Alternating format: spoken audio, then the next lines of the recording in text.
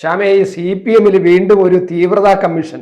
ഞാൻ തീവ്രതാ കമ്മീഷൻ എന്ന് പ്രയോഗിച്ചത് മുമ്പ് പാലക്കാട് PK ശശിക്കെതിരായിട്ട് ഒരു ലൈംഗിക അതിക്രമ പരാതിയും മറ്റുമൊക്കെ വന്നപ്പോൾ പാർട്ടി ഒരു അന്വേഷണ കമ്മീഷനെ വെച്ചു. അതിനെ അവസാനം അന്വേഷണത്തിൽ അവർ കമ്മീഷൻ കണ്ടെത്തിയത് തീവ്രത പോരായിരുന്നു എന്നുള്ള ഒരു നിഗമനത്തിലാണ് അവിടെ എത്തിയത്. അത് പ്രശ്നം തീർക്കുകയും ചെയ്ത പാർട്ടിക്കകത്ത് പ്രശ്നമുണ്ടെങ്കിൽ പോലും അങ്ങനെ തീർത്തത്.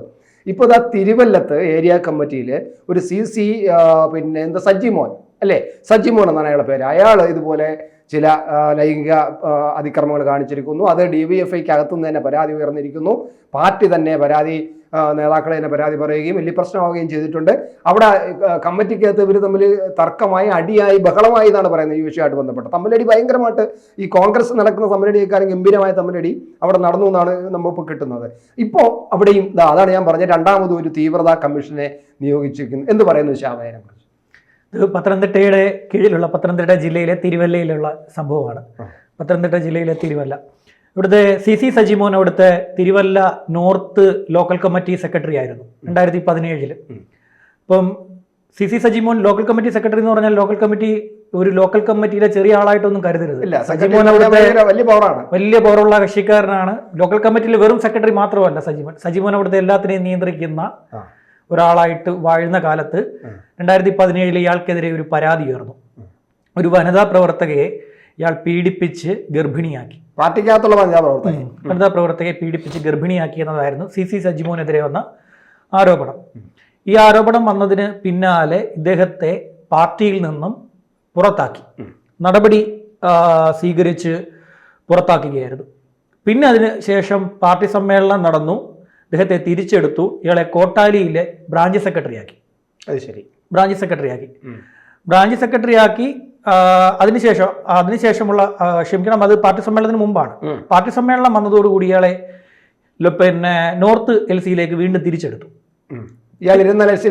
LCയിലേക്ക് തന്നെ ഇദ്ദേഹത്തെ തിരിച്ചെടുത്തു കഴിഞ്ഞപ്പോൾ വലിയ പ്രശ്നം വന്നു, വലിയ പരാതി വന്നു. കാര്യം ഇദ്ദേഹത്തിനെതിരെ തുടരെ ആരോപണങ്ങൾ, നേരത്തെയും പല പരാതികളും ഉള്ള ആളാണ്. ഇതുമായിട്ട് ബന്ധപ്പെട്ട് തന്നെയാണ് ഇതേ വിഷയവും എന്റെ കാര്യങ്ങളുമായിട്ട്.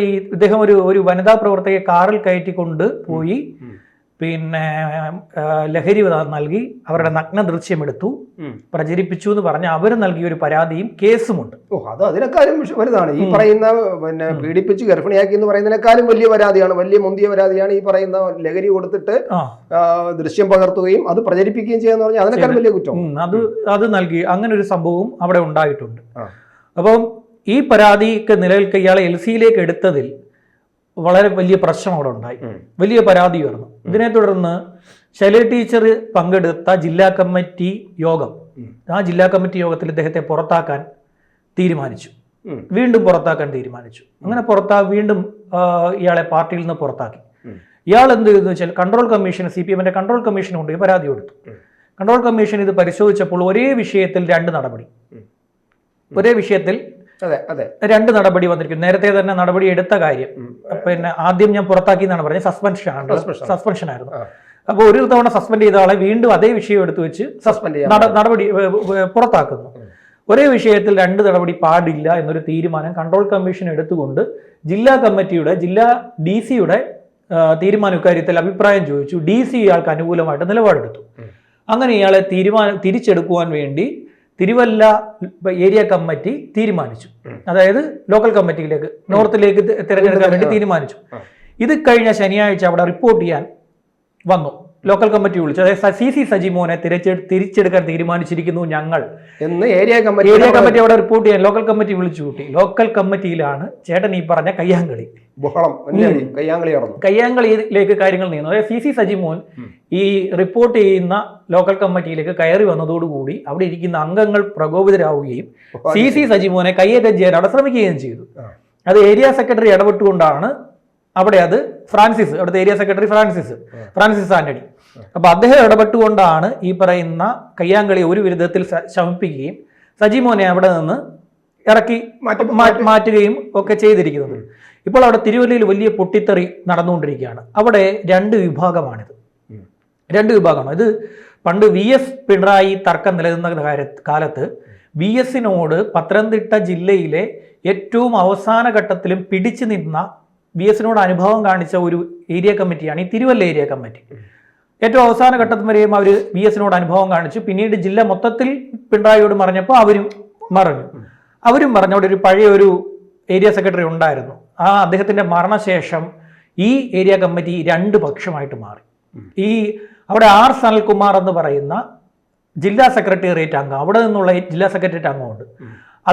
അദ്ദേഹത്തിന്റെ കയ്യിൽ ഒരു പക്ഷമുണ്ട്. അദ്ദേഹത്തിന്റെ പിന്നെ കീഴിലാണ് ഒരു പക്ഷം. ഇപ്പുറത്ത് ഫ്രാൻസിസിന്റെ കൂടെ ഫ്രാൻസിസ് നിൽക്കുന്ന ഇപ്പോഴത്തെ ഏരിയ സെക്രട്ടറി ഫ്രാൻസിസ് ഇരിക്കുന്ന രണ്ടാമത്തെ പക്ഷം. ഇവർ തമ്മിൽ വളരെ വലിയ ഫൈറ്റാണ് അവിടെ നടന്നുകൊണ്ടിരിക്കുന്നത്. അതിനിടെ ഈ ഫ്രാൻസിസിനൊപ്പം നിൽക്കുന്ന ആളാണ് ഈ സജിമോൻ. സജിമോനെതിരെ ഒരു ഒട്ടനവധി പരാതികളാണ്. സജിമോൻ ഒരു ലോക്കൽ കമ്മിറ്റി അംഗം എന്നുള്ള ലോക്കൽ കമ്മിറ്റി സെക്രട്ടറി എന്നൊന്നും വിചാരിക്കരുത്. ഒരു DNA ടെസ്റ്റ് അട്ടിമറിച്ച ആളാണ് സജിമോൻ. അതെന്താണ് അങ്ങനെ DNA ടെസ്റ്റ്? അതായത് DNA ടെസ്റ്റിനെ കുറിച്ച് നമുക്ക് വലിയൊരു വിശ്വാസമാണുള്ളത്.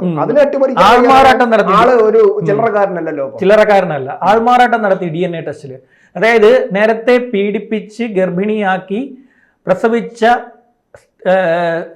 യുവതിയുടെ കുഞ്ഞിന്റെ DNA ടെസ്റ്റ് തന്റേതല്ലെന്ന് തെളിയിക്കാൻ വേണ്ടിയിട്ട്, തന്റേതല്ലാന്ന് അറിയിക്കാൻ വേണ്ടിയിട്ട് ആൾമാറാട്ടം നടത്തി.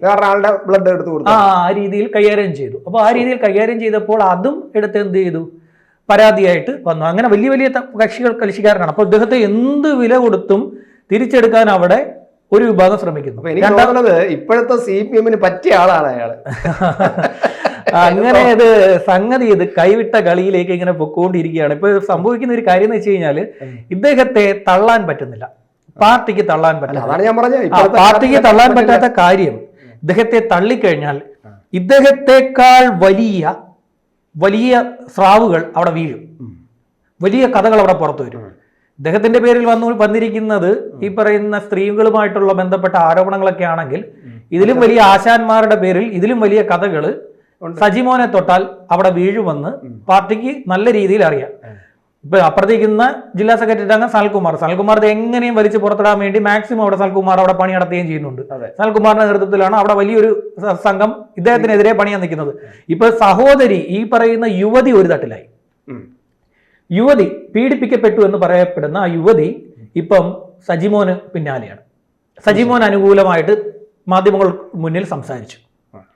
സജിമോൻ എന്നെ ഒന്നും ചെയ്തിട്ടില്ല, സജിമോൻ എന്നെ പീഡിപ്പിച്ചിട്ടില്ല എന്നൊക്കെയുള്ള കാര്യങ്ങളാണ് യുവതി പറയുന്നത്. ഇപ്പുറത്ത് യുവതിയുടെ സഹോദരൻ പറയുന്നത് എന്റെ സഹോദരിയെ പീഡിപ്പിച്ചത് സജിമോനാണ്, സജിമോനെതിരെ നടപടി എടുക്കണം എന്നൊക്കെ പറഞ്ഞ് അയാൾ ആഞ്ഞടിക്കുകയാണ്.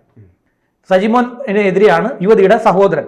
ഇതിൽ ഏറ്റവും വലിയ ഇതെന്ന് പറഞ്ഞു കഴിഞ്ഞാൽ ഈ CPM പ്രവർത്തകയുടെ ഈ പറയുന്ന പീഡിപ്പിക്കപ്പെട്ട സജിമോൻ പീഡിപ്പിച്ചു എന്ന് പറയപ്പെടുന്ന പ്രസവിച്ച യുവതിയുടെ 164 ഉണ്ട് രഹസ്യമൊഴിയുണ്ട് സജിമോനെതിരായിട്ട്. അത് സജിമോനെതിരാണ്. സജിമോനാണ് എന്നെ പീഡിപ്പിച്ചത്, എന്റെ മജിസ്ട്രേറ്റിനുള്ള രഹസ്യമൊഴി, മജിസ്ട്രേറ്റിന് മുൻപാകപ്പെടുത്തിരിക്കുന്ന രഹസ്യമൊഴി കേസിലുണ്ട്. ഇതെല്ലാം നിൽക്കുമ്പം പാർട്ടി ഇപ്പം എന്ത് ചെയ്യണമെന്ന് തീരുമാനിച്ചു കഴിഞ്ഞാൽ ഇപ്പൊ 3 അംഗ കമ്മീഷനെ പാർട്ടി നിയോഗിച്ചു. ഇനി ഇപ്പൊ തീവ്രത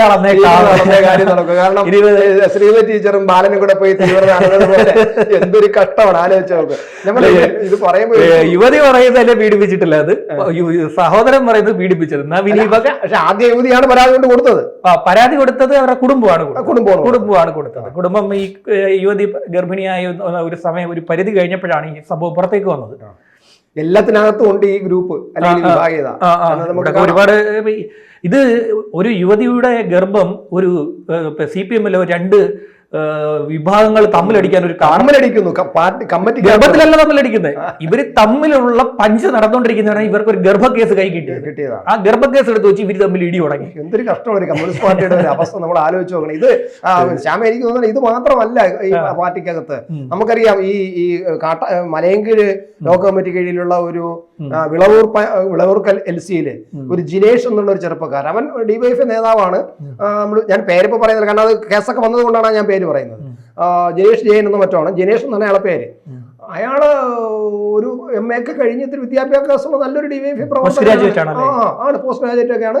വീണ്ടും അതിന്റെ പോസ്റ്റ് ഗ്രാജുവേഷനൊക്കെ വേറെ കുറെ എടുത്തിട്ടുണ്ട്. അങ്ങനത്തെ ഒരു ആളാണ്. പക്ഷെ ആൾ ഇക്കാര്യത്തിൽ കുഴപ്പമാണ്. അവൻ 30-ലധികം പാർട്ടി പ്രവർത്തകർ ഈ സ്ത്രീകളെയാണ് ഇവൻ പീഡിപ്പിച്ചിട്ടുള്ളത്.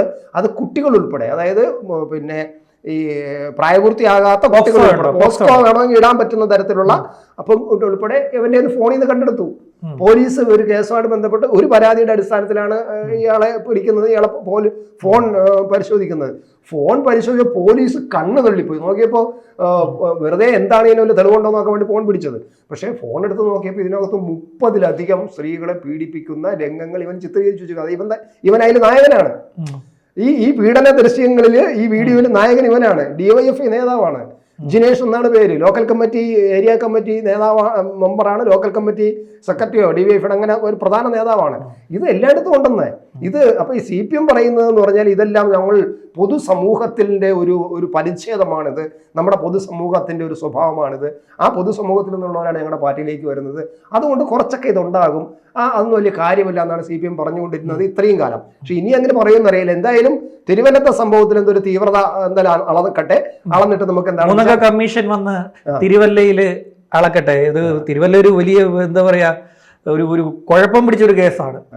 സകല ഇപ്പൊ നടക്കാൻ പോകുന്ന പാർട്ടി സമ്മേളനത്തില് ഒന്നുകിൽ അവിടെ പോലീസിനെ സെക്യൂരിറ്റി ഇടേണ്ടി വരും. കുറഞ്ഞത് ഒരു എയർ ക്യാമ്പിൽ നിന്ന് ഒരു 50 പോലീസുകാരായിട്ടല്ലേ അവിടെ പാർട്ടി സമ്മേളനം നടക്കാൻ പോവുകയാണ്. എന്തായാലും അവിടുത്തെ ഒരു പ്രധാനപ്പെട്ട ഗ്രൂപ്പിന്റെ ഒരു നേതാവ് സജി ചെറിയാനാണ്. തിരുവല്ല, പത്തനംതിട്ട ആ ഭാഗത്തെ ആ സജി ചെറിയന് ബദലായിട്ട് അവിടെ നല്ലൊരു ടീമുണ്ട്. ഈ പറയുന്ന സനൽകുമാർ ഉൾപ്പെടെ, വേറൊരു പേര് ഞാൻ മറന്നുപോയി, ഒരു പെട്ടെന്ന് എനിക്ക് ഓർമ്മ വന്നില്ല, അവരുൾപ്പെടെ അവിടെ വലിയ തർക്കം നടന്നിട്ടുണ്ട്. സജി ചെറിയാനെതിരായിട്ട് നല്ല ഒരു ടീം അവിടെ നന്നായിട്ട് വർക്ക് ചെയ്യുന്നുണ്ട്. അത് പത്തനംതിട്ടയില് ഐസക്കിന്റെ തെരഞ്ഞെടുപ്പിൽ പോലും പ്രതിഫലിക്കുകയും അത് വലിയ വിഷയമാകുകയും ചില സ്ഥലങ്ങളിൽ ഐസക്കിന്റെ തിരഞ്ഞെടുപ്പ് പ്രചരണം നടത്തിക്കൊണ്ട് മുന്നോട്ട് പോകാൻ പറ്റാതെ ഐസക്ക് തിരിച്ചു വന്ന സ്ഥലങ്ങളുണ്ട് പലയിടത്തും. DYFI ഈ ഗ്രൂപ്പിന്റെ ഭാഗമായിട്ട് അത്രയ്ക്ക് വിഭാഗം നടക്കുന്ന ഒരു സ്ഥലമാണ്. അവിടെ ഈ ഗർഭ കേസും കൂടെ ഇപ്പോൾ ഒരു പുതിയ വിഷയമായിട്ട് മാറും. ബാലനും ശ്രീമതി ടീച്ചർക്കും ശേഷം ആരിനി തീവ്രത അളക്കുമെന്ന് നമുക്ക് കണ്ടറിയാം. എന്തായാലും 3 കമ്മീഷൻ തീരുമാനിച്ചിട്ടുണ്ട്. അംഗങ്ങളെ തീരുമാനിച്ചിട്ടുണ്ട്. അപ്പൊ അതാരൊക്കെയാണ് നമുക്ക് കാണാം. ശരി, ഓക്കെ.